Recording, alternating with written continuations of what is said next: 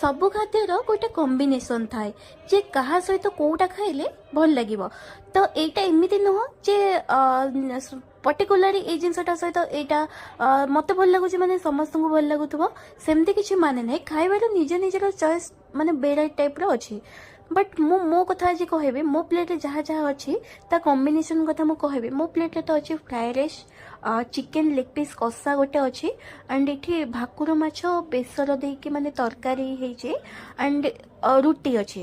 ତ ୟା ଭିତରୁ ମୋତେ ପସନ୍ଦ ହେଲା କି ଫ୍ରାଏଡ୍ ରାଇସ୍ ସହିତ ଚିକେନ୍ କଷା ଖାଇବା ପାଇଁ ମୋତେ ବହୁତ ହିଁ ଭଲ ଲାଗେ। ସେଇଟା ହେଉଛି ମୋର ଗୋଟେ ଫେଭରେଟ୍ ଫୁଡ୍ ମାନେ କମ୍ବିନେସନ୍ ଗୋଟେ, ଫ୍ରାଏଡ୍ ରାଇସ୍ ସହିତ ଚିକେନ୍ କଷା ଆଣ୍ଡ ରୁଟି ସହିତ ମାଛ ତରକାରୀ ମୋତେ ବହୁତ ହିଁ ପସନ୍ଦ। ମାନେ ଯେଉଁ କୁହନ୍ତି ନା ଗୋଟେ କମ୍ଫର୍ଟ ଫୁଡ୍ ଥାଏ, ତ ମାଛ ତରକାରୀ ସହିତ ରୁଟି ହେଉଛି ମୋର କମ୍ଫର୍ଟ ଫୁଡ୍।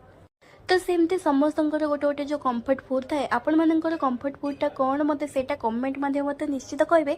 ମୋ ପ୍ଲେଟ୍ରେ ଯେତିକି ଆଇଟମ୍ ଅଛି ଆପଣଙ୍କୁ କାହା ସହିତ କେଉଁଟା ଖାଇଲେ ଭଲ ଲାଗେ ସେଇ ଜିନିଷଟା ମୋତେ ନିହାତି ଭାବରେ କହିବେ। ଆଉ ଯଦି ଭିଡ଼ିଓଟି ଭଲ ଲାଗିଥିବ ଲାଇକ୍ କମେଣ୍ଟ ସେୟାର ସବସ୍କ୍ରାଇବ୍ ନିହାତି ଭାବରେ କରିବେ।